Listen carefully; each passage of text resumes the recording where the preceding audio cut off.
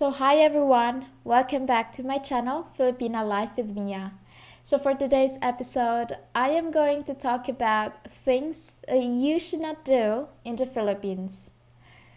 So, Philippines, known for its natural beauty, is often called the Pearl of the Orient. Although this title also refers to Hong Kong and Saigon. Without a doubt, the saying was meant for the Philippines. It is truly an amazingly beautiful country with lots of secluded beaches, hidden waterfalls, and underwater caves, some of the world's best corals, and much more. Besides this, you will find friendly and helpful people, and probably, without a doubt, the most beautiful girls you can date anywhere in the world. However, no matter the beauty and cuteness of a Filipina, the Philippines and its people can be like a cute lion or a bear sleeping. Yes, they are cute, but one wrong move and they can bite you hard and even kill you. So, please beware of the following so you can stay safe and have a good time in the Philippines. So, the first on my list is do not insult the people or worse, the country. And the reason why you should avoid doing this is because the people here in the Philippines, we have this Filipino pride thing in everything and anything we do. So, when you say anything bad about the country, or especially towards a Filipino that could offend them, could be a huge mistake, especially in public. Losing face here in the Philippines is one of the worst things you can do to a Filipino. You can hurt a Filipino's pride in private with little consequence, but do it in public and there can be a huge consequences. As for example, maybe some of you saw a video on Pulse Asian Adventures channel about a Filipino policeman shooting an old woman together with her son. There's a card above if you wanna see it. So, this ended very bad for the mother and the child because the mother insulted the policeman in front of his family and made him lose face in an already very tense situation. Her insult was simply that she did not care that he is a policeman in a very derogatory manner. And that made the policeman lose face, which ended with mother and son losing their lives. So, the outcome of offending a Filipino, especially in public, can cost you your life. We Filipinos tend to have pride and are protective of our country, and the slightest criticism to the wrong person can be taken the wrong way. So, keep your negative thoughts to yourself or with other expats, but never to a Filipino. In fact, here in the Philippines, there is a growing number of celebrities that are talking bad about the way the president handled the COVID situation. This has set off a firestorm of criticism against said celebrities to the point where some are not even willing to accept an apology, but rather they want expelled from the Philippines. Many want these celebrities to be persona non grata. So, please be careful when talking to a Filipino. Do not insult them in public. Stay away from politics. Instead, smile and be happy. Avoid coming off too strong or being confrontational. So, we Filipinos are typically very mellow and non-confrontational. We tend to have a lack of courage when first meeting strangers. So, when meeting a Filipino, try to be friendly, calm, funny, and try not to lose your temper. Losing your temper just makes everything worse and can lead to bad outcomes for you. We Filipinos are friendly people, so please be friendly back. Say no in a nice way. Express yourself with a smile, no matter how frustrated you are. Be like a Filipino. Also, note, we Filipinos are very indirect, kind of like most women. So, take notes of the hints we give you, just the same way you do with a woman. Simple, right? Remember? We hardly ever say no directly, but we do in an indirect manner so that we don't insult you. So that no one feels awkward. But most of the time, we say yes to everything, even the girls. The next one is avoid arriving on time.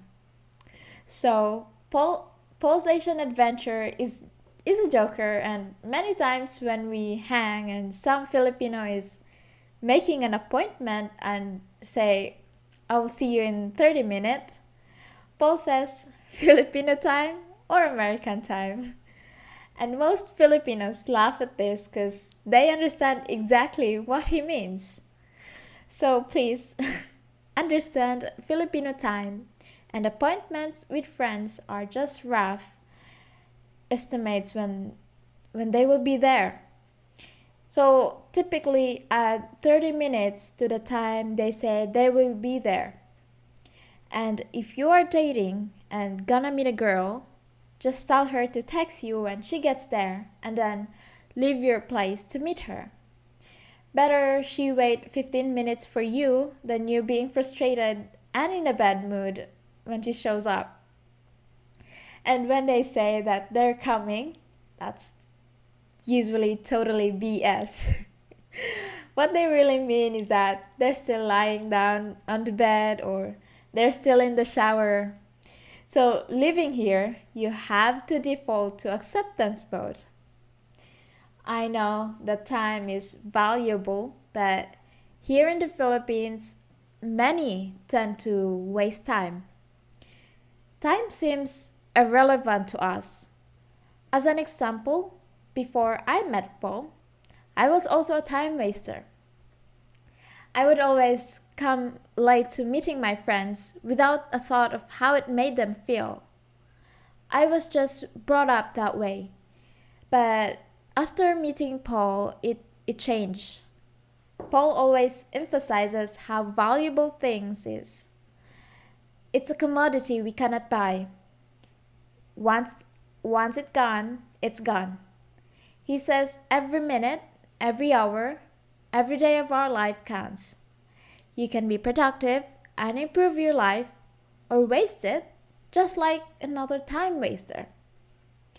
However, sometimes I default to my bad behavior. I mean, it's still in my system, but Paul is doing a good job of purging it out of my system.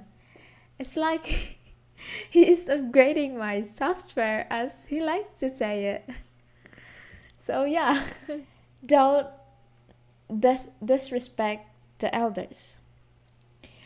So, in my last topic, I also talk about respecting elders. And as you all know, we Filipinos respect all our elders and value them so much, and it is obvious the way we speak to our elders. We speak to them with respect by saying po and opo in our dialect. We also do not call our elders by their first name. So we have a more respectful term to address an older person. For example, there's Lola for grandmother, Lolo for grandfather, Tita for aunt, and Tito for uncle, while older sister is called Ate, and for older brother is Kuya. So that's our way of being respectful to our elders in a way of talking to them. You would make Filipinos smile if you also use those terms for the elders that you are around. They would truly appreciate your effort to assimilate into the Filipino culture. So the next one is do not trust easily. As in any country, there will be bad apples. So beware and don't let your guard down. Some are just out to befriend you, to get benefits, and even try to scam you. So be careful and use time to trust people. Always trust your gut. Avoid sharing important information about yourself, such as your income, your address, or property you own. Basically, your finances is no one's business, not even your girlfriend's. Keep it to yourself. The less people know, the less of a target you are. Do not also expose your expensive materialistic things to local, and don't lend any money to the locals, or you will never get your money back. And if you don't know them well, then don't start sharing about your life. You always be aware of what you share with everybody. So the second to the last is don't talk about religion. The reason why I included this is because, as you all know, the Philippines is a significantly Catholic nation, and especially the older generation are devoutly religious. When you talk to them about religion and you want them to prove everything they say, you better be ready, because they're gonna get offended and upset at you. So, if you're an atheist, it's probably best not to talk to them about religion. And the fact that divorce here in the Philippines is illegal, and also the use of sexual contraception is still largely frowned upon.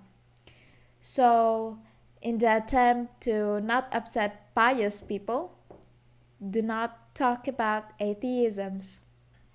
And the last one is don't show valuable things in public. The Philippines is a nice country as an expat. We Filipinos are nice, and we are also friendly.